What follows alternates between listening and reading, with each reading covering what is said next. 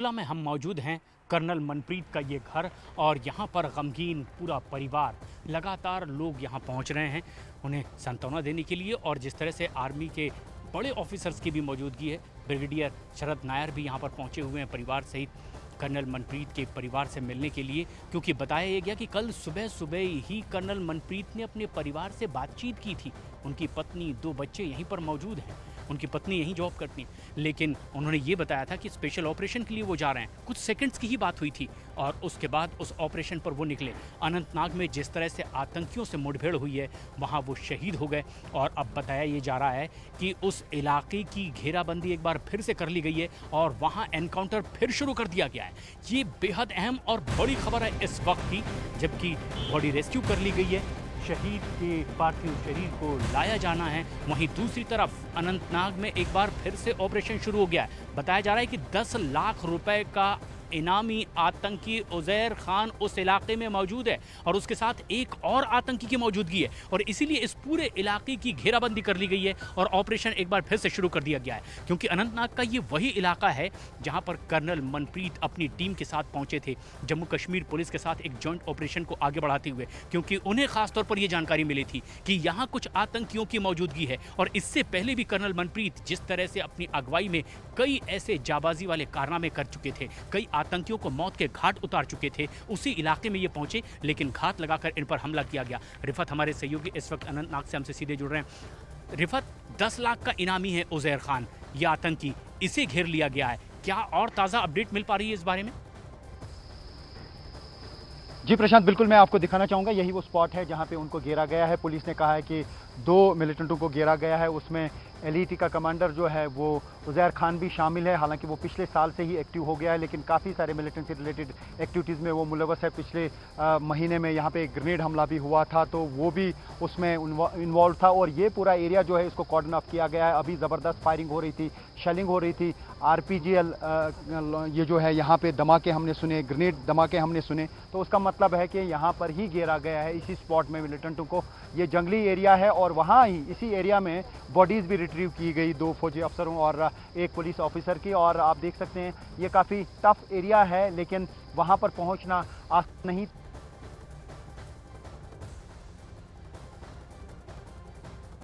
मिलने के बाद कि वहाँ पे मिलिटेंट छुपे हुए हैं, उसके बाद घात लगाकर मिलिटेंटों ने उन पर हमला किया। ऐसा लगता है कि शायद उनको बुलाया गया है वहाँ पे और उसके बाद ये जो है सरप्राइज़ फायरिंग जो होती है या सरप्राइज़ जो धमाका होता है, यानी अचानक से, तब संभलना मुश्किल हो जाता है। संभलने में कम से कम 2-3-4 सेकंड का वक्त चाहिए होता है। लेकिन ये जो यहाँ पे हम धमाकों की आवाज़ सुनाई दे रही है, अभी सुनाई दे रही थी, यही वो स्पॉट है जहाँ पे इनिशियल फायरिंग हुई। उसका मतलब है कि इसी एरिया को ज़ीरो इन किया गया है, इसी एरिया को घेरा गया है और यहाँ पे इस वक्त फायरिंग हो रही है। यहाँ पे आर्मी, सीआरपीएफ और पुलिस इस ऑपरेशन में लगी है, लेकिन फ्रंट लाइन पे आर्मी और एसओजी की टीमें जो है जम्मू कश्मीर पुलिस की, वो यहाँ पे लगी हैं और मुठभेड़ चल रही है। पुलिस ने ये पुष्टि कर दी कि 2 एलईटी के मिलिटेंटों को घेरा गया है, जिसमें उजैर खान भी शामिल है। प्रशांत, और जिस तरह से जानकारी मिल पा रही है कि अब कर्नल मनप्रीत का शरीर, पार्थिव शरीर उनके पैतृक निवास स्थान पर पहुंचेगा। मोहाली के पास पे उनका जो पैतृक निवास स्थान है, कल 12:30 बजे अंतिम संस्कार की उम्मीद की जा रही है, क्योंकि एक पूरी प्रक्रिया है जो आर्मी की ओर से पूरा राजकीय सम्मान दिया जाता है और उसके बाद तमाम अंतिम संस्कार की प्रक्रिया शुरू होती है। आज जबकि यहाँ पर पंचकुला में उनके परिवार के लोग हैं, ब्रिगेडियर शरद नायर यहाँ पर पहुँचे हुए हैं उनसे मिलने के लिए। ख़ास बात ये है कि अब जबकि वहाँ अनंतनाग में ऑपरेशन एक बार फिर से शुरू हुआ है, ये ख़ास बात है कि यहाँ कुछ आतंकियों की मौजूदगी की खबर, लेकिन उधर राजौरी में भी आतंकियों की मौजूदगी की खबर थी। 2 आतंकी ढेर कर दिए गए। अनंतनाग में मुठभेड़ लगातार जारी है। 10 लाख का इनामी आतंकी जो पिछले साल जुलाई से इस पूरे इलाके में एक्टिव हुआ था। बताया जा रहा है कि इसी की जानकारी मिलने के बाद में यहाँ कर्नल मनप्रीत अपनी टीम के साथ जम्मू कश्मीर पुलिस के जॉइंट ऑपरेशन को आगे बढ़ाने के लिए अगुवाई करते हुए वहाँ पर पहुँचे थे और लगातार एनकाउंटर के बाद वो जिस तरह से जांबाजी के उन्होंने पहले भी परिचय दिया था, कई आतंकियों को मौत के घाट उतारा था। कुछ उसी जज्बे के साथ वो एक बार फिर उस इलाके में पहुंचे थे जहां आतंकियों की मौजूदगी की जानकारी मिली थी, लेकिन वो शहीद हुए हैं। और अब जो जानकारी मिल रही है ये कि उस उज़ैर को घेर लिया गया है। रिफत हमारे सहयोगी इस वक्त हमसे सीधे जुड़ रहे हैं। रिफत, जो जानकारी मिल रही है उसके मुताबिक कितने कुल मिलाकर उज़ैर के साथ और आतंकी यहाँ हो सकते हैं जिन्हें अब घेर लिया गया है?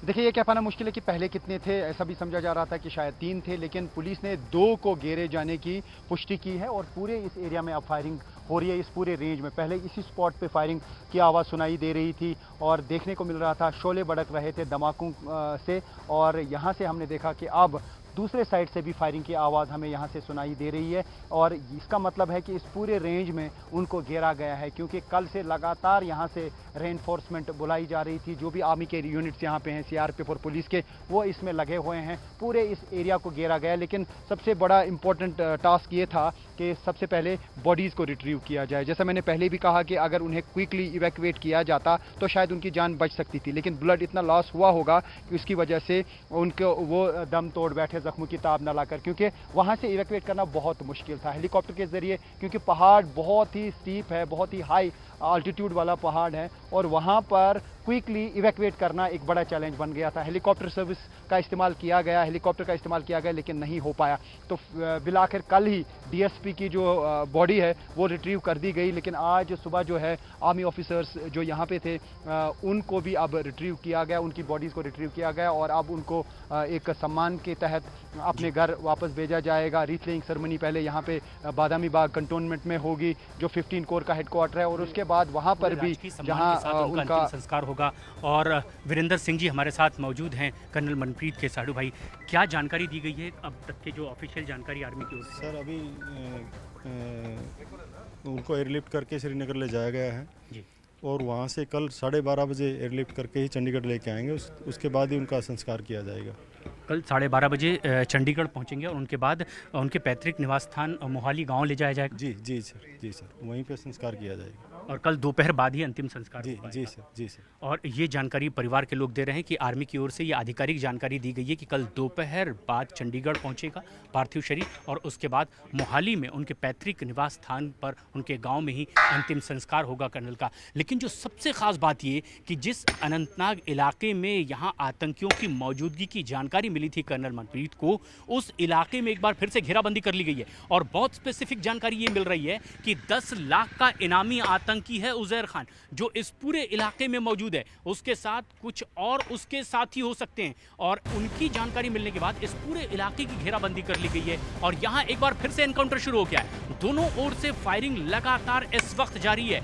कल रात को ये फायरिंग रुक गई थी, सुबह तड़के 4 बजे एक बार फिर हल्की फायरिंग हुई थी और जो जानकारी मिल रही है कि जम्मू कश्मीर के कुछ इलाकों में आतंकियों की मौजूदगी की जानकारी के बाद एक ऑपरेशन चलाया गया आर्मी और जम्मू कश्मीर पुलिस की ओर से, जॉइंट ऑपरेशन राजौरी में, जहां पर जिस तरह से 2 आतंकी ढेर किए गए, इसी तरह अनंतनाग में भी 2 आतंकियों की मौजूदगी की जानकारी